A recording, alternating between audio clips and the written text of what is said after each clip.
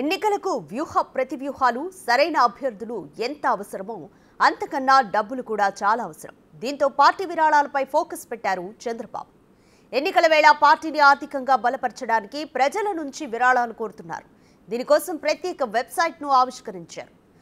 10 రూపాయల నుంచి ఎంత మొత్తంలోనైనా విరాళాలు ఇవ్వొచ్చని తెలిపారు. అయితే ఇప్పటికే ఎలక్టోరల్ బాండ్ల కూపంలో టీడీపీకి వందల కోట్ల రూపాయల ముడుపులందాయి. పైగా ఎలక్టోరల్ బాండ్ల వ్యవహారం దేశమంతా చర్చనీయాంశమవుతోంది. దీనిపై వివాదం కొనసాగుతున్న నేపథ్యంలో పార్టీ ఆర్థిక బలానికంటూ ప్రజల నుంచి టీడీపీ అధినేత విరాళాలు కోరడం హాట్ టాపిక్ అయింది. అయితే చంద్రబాబు పార్టీకి విరాళాలు కావాలని ప్రజలను కోరడం ఇదేమీ తొలిసారి కాదు. గతంలోనూ అనేక సందర్భాల్లో విరాళాలు ఇవ్వాలని ఆయన ప్రజలను కోరారు.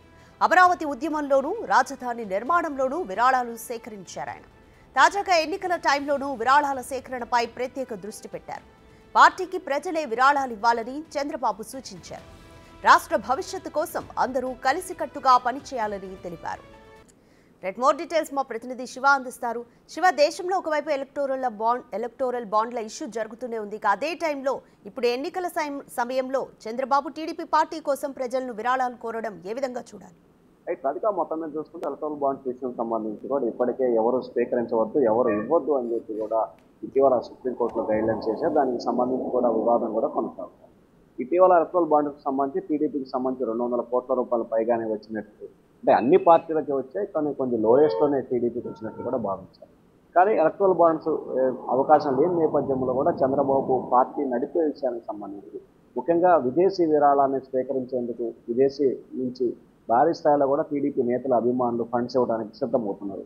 ఈ నేపథ్యంలో 100 కోట్ల రూపాయల ఆస్తులు ఉన్నప్పటికీ కానీ ఎన్నికలకు సంబంధించి వ్యయ ప్రచారాలకు సంబంధించి వేల కోట్ల రూపాయలు ఖర్చు అవుతుంది. దీనికోసం తెలుగుదేశం పార్టీకి సంబంధించి విరాళాలు స్వీకరించాలని చెప్పి కూడా చంద్రబాబు నిర్ణయం తీసుకున్నారు. దానిలో భాగంగానే నిన్న ఉగాది రోజున ఆయన ప్రత్యేక వెబ్సైట్ని అయితే ఆవిష్కరించిన పరిస్థితి కనిపించింది.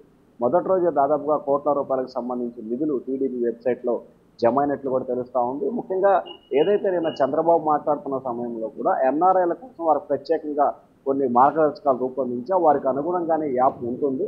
ఎవరైనా సరే ఎంత డబ్బులు వేయాలన్నా సరే దానికి సంబంధించి యాప్లోకి వెళ్ళి ఖచ్చితంగా ఏదైతే తెలుగుదేశం పార్టీకి సంబంధించి కూడా టీడీపీ సంబంధించి ఓపెన్ చేసిన తర్వాత ఫండ్స్ వేసుకునే అవకాశం ఉందని చెప్పి చంద్రబాబు చెప్తున్నారు.